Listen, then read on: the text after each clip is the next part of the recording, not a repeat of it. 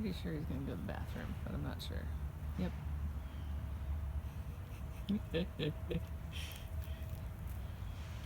You guys have seen videos of me.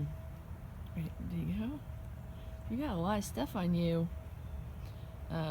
Take videos of Trigg before outside going to the bathroom. He is the only cat of my two that goes to the bathroom outside.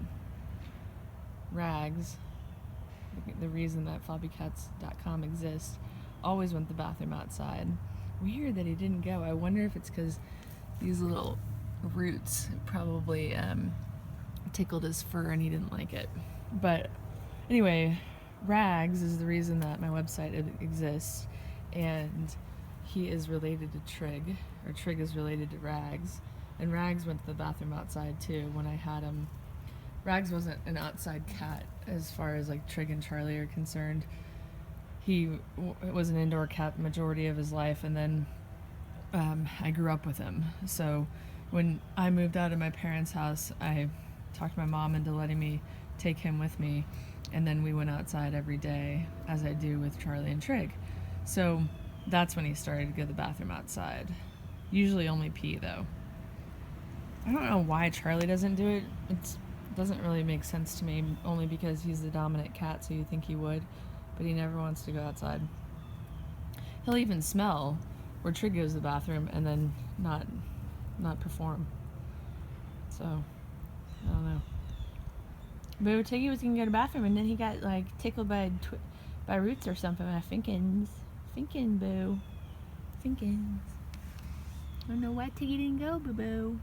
Why didn't Tiggy go? He's can go. You can kind of smell like where he's can go. All right, guys. So one of the things that happens so frequently is I'm asked, about letting cats outside because of my videos. And it's not something I recommend per se. It's a personal choice I've made in my life for my cats based on where we live in the United States, how safe I feel it is, how safe I feel with them, and knowing their personalities and knowing their behavior patterns. If I had a cat that wanted to climb the fence, nope, we're not going outside. Or if I felt like the cats were in danger from raptors above, like owls and hawks and stuff like that, then I would stop. How dirty his back feet are. Oh my gosh. So, and then, if we had deadly snakes or deadly lizards or anything like that, I wouldn't be doing it either. So it really depends, and obviously I do this once they're used to going outside, then they want to go outside every day, so it ends up being a huge time commitment as well. He's got like a spider crawling in his fur. I really think that they enjoy it, and I enjoy being out here with them. I'd say 85 to 90% of the time, and then there's the 10 to 15% that I'm like super annoyed with. There's days where it's raining or snowing or ice and I don't want to go out, or it's just cold in general. Luckily, as they've aged, they're less interested in bad weather outings. So if you let your cats outside, talk about it in the comments, or why you don't let them outside.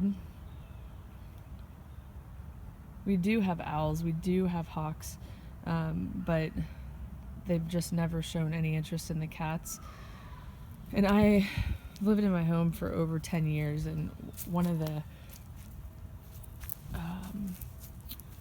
for the first 8 years that I lived here, a pair of barred owls had their babies in my trees, and then the babies would end up on the ground, and as they were learning to fly, they would enter my backyard, and I had to be really cognizant of that, because certainly the owls would attack the cats if they were going to go towards the babies. So I had to make sure the babies weren't on the ground if we were going outside. Well, basically make sure the babies could fly, because if they couldn't fly, then they were going to be on the ground.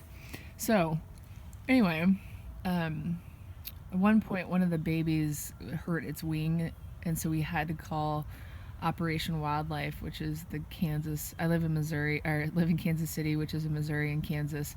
And the Kansas side has an organization called Operation Wildlife for wildlife that gets injured. So anyway, I asked them at that time, that's when Rags was still alive, about barred owls and if they would attack my cat. And they said, well, you know, your cat's a 13-pound cat. It's long-haired, so it looks a lot bigger than a barred owl. A barred owl, I think, weighs like 9 pounds or 8 pounds. They basically said that they would never go after a cat or prey that was bigger than them. And with their long coat, they look bigger than a barred owl. They look bigger than they are.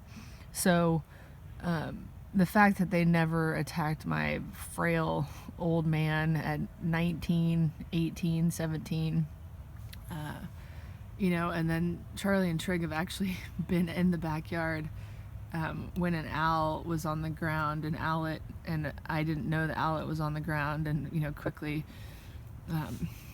picked them up and brought them inside. But even then, the owls didn't go after them. So that's where my confidence was built.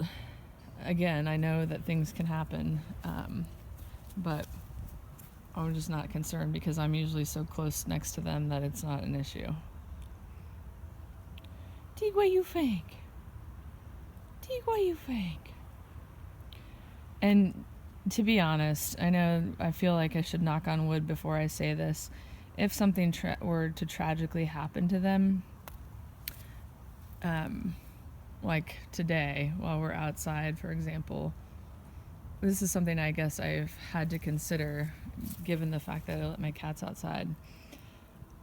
Although I would feel absolutely terrible about it, and I don't think I would have any guilt. I really see their joy every day in exploring and smelling and having fun. Like, they run through the yard at full speed. It would not make up for all the joy. I mean, I wouldn't feel the guilt knowing that I had given them years of joy, days and hours and years of joy. So that's also part of my rationale, if you will. Thanks so much for watching, guys, and we'll see you next time. So handsome, what are you gonna do today? You're very busy out here. Very busy. Your paws are very dirty. How come your paws are so dirty?